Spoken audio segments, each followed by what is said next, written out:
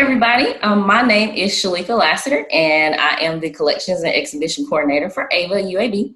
And today for our face-to-face series, I am introducing local artist, activist, spoken word artist, Brian Hawkins. He is also known as voice reporter within the community. He is the creator of the Color Project, which is an artistic, visual, and audio revitalization of the Ensley community. It is an initiative which is a part of Ensley Alive, which is a movement dedicated to dispelling the negative images about Ensley. And Brian is also a co-founder of that. So, Brian, when would you say you were first introduced to art, and how did that tie into your love for your community? Oh, it's that's that's one of those stories that I think is really good. I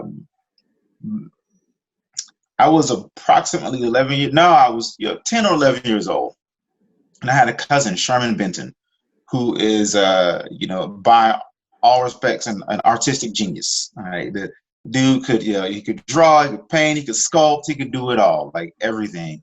And he was probably like the best basketball player I'd ever met. He was working with the Birmingham Museum of Art out of the education department with Susie Harris and Toby Richards, and they were going to paint some murals. And he said that he needed help because they wanted him to paint the mural because how good he was. At 10 or 11 years old, he was responsible for painting some mural, right? Wow. So, I need some help. Let me enlist some help. So he called me, asked me to come to the museum. And at 10 years old, 11 years old, you don't really want to go visiting museums when you're on vacation, like not unless your parents make you. It's like I'm 11, I don't want to go to the museum. You want me to go to the museum and work? Mm-hmm. So he called like every day for like a week. And he just kept asking me. Every night and then he'd come and knock on my door. And he'd be like, you need to come to the museum. And I told him how great of an artist you are. And I'm like, but I'm not. Like, I was so not a great artist. But he convinced me to come. Right? So I showed up one morning and we just started having fun, like hanging out in the education department, going around looking at the exhibitions. Getting a chance to create myself. So we went out to paint our first mural. First thing I probably ever painted since finger paints in like first grade. Right? We're painting our first mural, and Sherman tells me, you just paint the big splotches, and I'll paint the detail, right? And I was like, okay, I can do that. I can handle that. And so I painted the big splotches, right? And then he was like, okay, I need you to paint a person. I was like, no, not me. I can do a stick figure. It was like just the shape of a person. Like just put the head right there and I'll figure everything else out. I did that, right? And we would go back every day for a couple of weeks to finish this thing. When we finally got it finished and looked at it, and I was like, wow, like I actually helped do this. Like these are my brush strokes here on this wall. Like this is my thing. And so then Sherman and I painted murals for the museum from 11 years old until about 19 years old, so about 8 years. And so 8 or 9 years, we painted every summer and fall. We go around the city putting murals up, inviting the youth in whatever space we were in to come out and help. And I got a chance to say, you guys just paint the big splotches and I'll fill in the detail. Oh. That's so awesome. So you had to, this was your first time painting a person, so you had to do like a silhouette kind of? Yeah. Mm-hmm. Yeah, he was like, okay, we're doing a black person, so you just take this brown paint, you make it oval. I'll put the eyes and nose. Part of your question was how that influenced me being a part of doing the community work. Yeah. And that was the museum we would go with the museum, we would go into communities all over Birmingham. And we would, I would watch the adults first, kind of sweet talk the people at the community centers. Like we're gonna do this mural here, like the museum is paying for it, da da da da. And then they would allow us to talk to the kids, and so we talk to the kids and we would get them involved. And every mural that we put up, the only thing that has degraded our murals is time. No one has gone and sprayed. No one has vandalized them at all. The only thing that's graded on murals is time, and that was starting almost 30 years ago, right? And so some of those murals are still there. Some of them have been redone by other artists, like the community center brought in maybe 5 years ago or so, which is crazy. Only 5 years ago, to touch up the things we've done that we didn't bother. Like when we put stuff on the wall, when the community was involved in doing it, the community was involved in protecting it. So how did you form your relationship with your community, and how did that how did the name Voice Porter come about? Well, I am a free voice, which is how I tagged everything. That moniker was bestowed upon me in college as a young poet.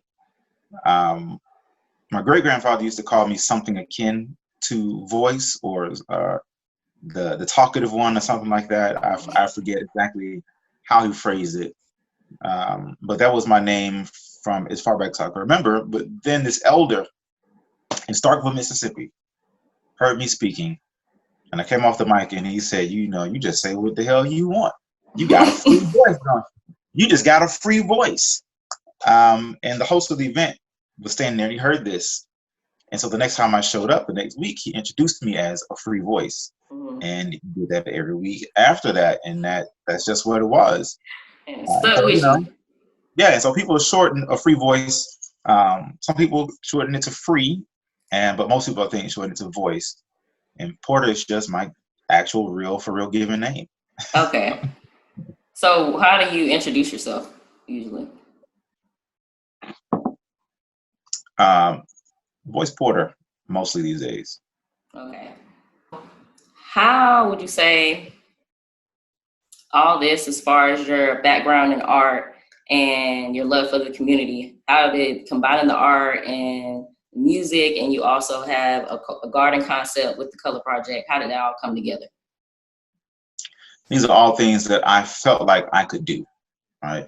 And so a lot of people feel like they're useless in helping other people in community work and revolutionary work and all that stuff, because they don't have, grand oratory skills or a large platform in which to do something. And I am very, very solidly behind everybody doing what everybody can do, right?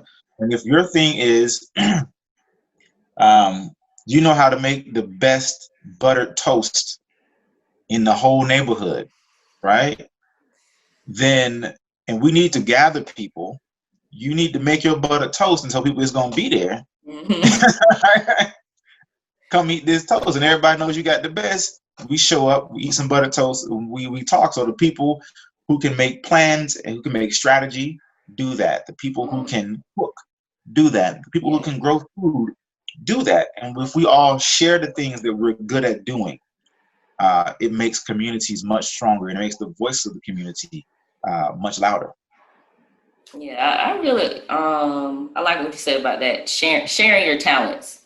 And that's how that helps the community build those strong bonds and grow with each other. So how would you say, what are ways others can get involved in the community, in the Ensley community or any other local communities that have that negative image about them, and how can we help address the issues of like health and crime and violence and in these low income communities? So what we do in Ensley is kind of a nebulous or network leadership kind of model, where there is no hierarchy. There's no president, vice president, secretary, all that stuff with Ensley Alive. Because Ensley Alive is not an organization, it's a movement. And so what Ensley Alive does, what we do is all the different people and organizations who are working collectively towards Ensley's renaissance just lean on each other for support. It is the epitome of do your talent, and everybody does their talent, and we share what we get from those talents. So all the organizations working in Ensley are doing something different, even if it's just slightly different.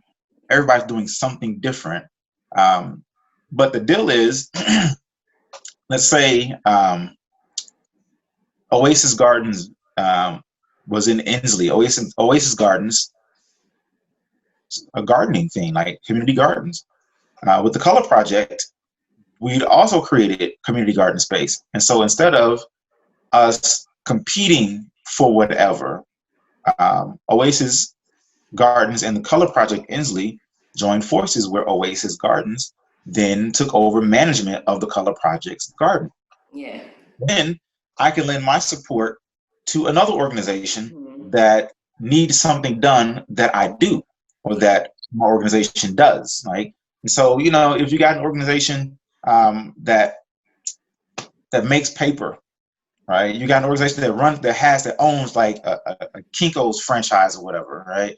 And they're really wanting to do work in the community, and we need flyers printed for gathering people to have our voices heard in front of City Hall, in front of the state capitol, or wherever. Then that organization then goes, as a part of Ensley Alive, I can print X amount of flyers for you for free or supremely reduced cost, or for cost, right? Because we don't want anybody to lose money. I can print all these things for cost, or I can donate them or whatever. And so everybody who's doing their thing just does their thing, or we just connect and we make sure that we lean on each other and help each other as often as possible, even if that simply means just showing up. Just showing up. Yeah, showing support. Just showing up. If you're having an event, we just show up. Yeah. Right? Yeah.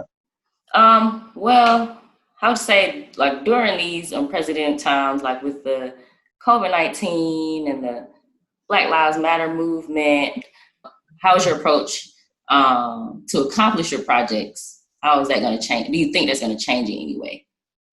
So it's changed some, specifically so there are two kind of shifts that have happened. The first with COVID-19 makes it much harder for what I do as an orator, as a poet, as a convener of people, and what the Color Project does as we create community spaces for people to gather in. There's been, of course, a lot less gathering. Like you really can't gather, and probably shouldn't gather. Right? We shouldn't gather. Like, we should really ride this thing out. And so our approach has shifted with the Color Project, whereas we are much more focused on helping to strengthen the voices of individual artists. So instead of trying to bring people together in the same space, we are more looking to bring people through those same spaces, but separately. Yeah. And so, and it all started with, there was an article published about our new murals and about how Ensley is becoming kind of a muraling space, which is exactly what I wanted. And the article said everybody should drive through, and I was like, yes, drive through, come through, see the murals, drive up. If there's nobody else out there, get out, take pictures, do all that stuff, get back in your car, and let the next car do their thing. Yeah. So we're much more concerned about now creating more public art so that people can have a destination. Mm-hmm. It does not necessarily involve gathering. Yeah. So that is one way things have changed for us. Another way things have changed is that the mission of creating better, stronger, healthier communities has in some ways gotten a little easier because people are paying attention and listening and learning and being very uncomfortable in spaces where they normally just would not venture. And so the mission of creating these more beautiful, sustainable, healthy spaces is being helped along by this movement. Well, that was wonderful. I really liked how the whole concept of making sure that you're using your talents for the good of the community, sharing them with the community, and not trying to go outside of, like, this isn't your gift, but you are gifted in this. So stay right here. Not to say you shouldn't venture out. It's not as mean as telling somebody stay in your lane. Mm-hmm. Essentially, that's what it is. Like it is an understanding that we all have lanes, and if we all travel our lane, we're all going to the same destination. Yeah. Okay. Yeah. Right? And we will get there. But if we get out of our lanes, we cause accidents and confusion and congestion. We won't make it, Right. Mm-hmm. Yeah. Well, Brian, I want to thank you so much for coming on to our face-to-face interview. It's been great, and we're looking forward to working with you in the future. Thank you. I'm so happy I've been here. Anytime. Yeah.